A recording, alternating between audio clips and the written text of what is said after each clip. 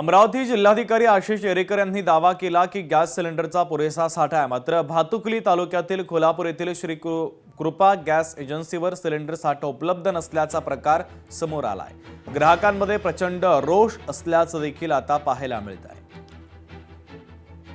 श्री कृपा Indian gas agency इथे भेट दिली असता इथे जे मालक आहे सारंग देशमुख यांच्याशी चर्चा केली आणि त्यांच्या गोडाऊनची तपासणी केली, तेव्हा आपण इथे बघताय की आज इथे सिलेंडर तर दिसतात आहे, परंतु हे पूर्ण सिलेंडर रिकामी अवस्थेत आहे।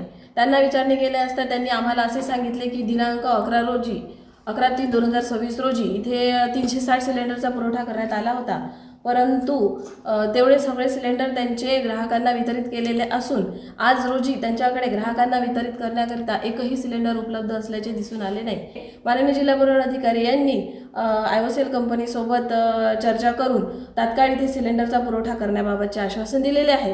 त्यामुळे कुठल्याही नागरिकांनी पॅनिक न होता सहकार्य करावे। एजन्सीवर येऊन बरेचसे ग्राहक वाद करत आहेत किंवा समजा विचारण्याचा प्रयत्न करत आहे, सिलेंडर कसे प्राप्त होईल याची माहिती मिळवण्याचा प्रयत्न करत आहे। त्यामुळे माझे सर्व कर्मचाऱ्याला गाडीवरील तसे ऑफिसवरील की रोज काहीतरी वादाचा सामना करावा लागत आहे। नाही सर, 2-4 दिवसापासून त्रास होऊन राहिला आम्हाला।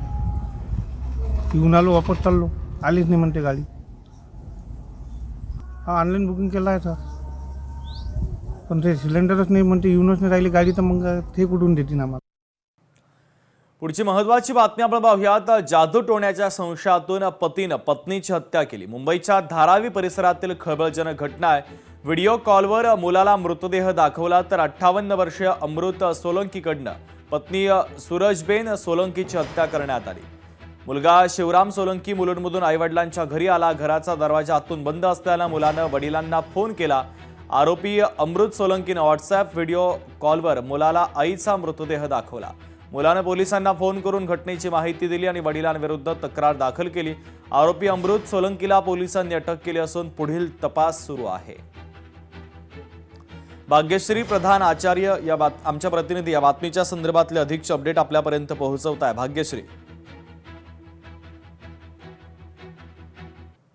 संशयातनं ही हत्या झालेली आहे।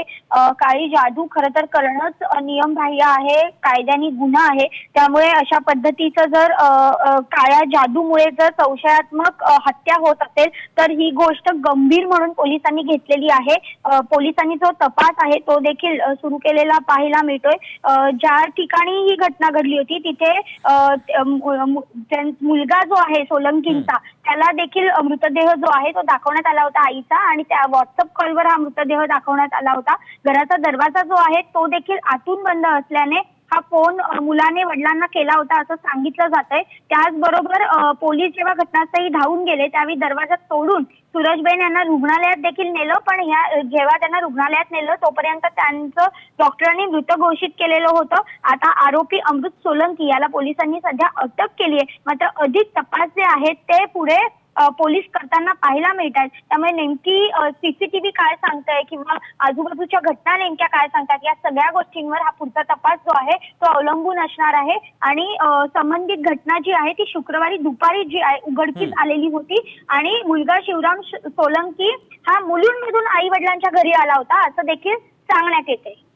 ठीक आहे भाग्यश्री, अत्यंत महत्त्वाचे अपडेट या घटनेच्या संदर्भातले तू पोहोचवलेले आहेत, तुर्तास धन्यवाद। लोकशाही मराठी ऐका, पहा, जागरूक रहा।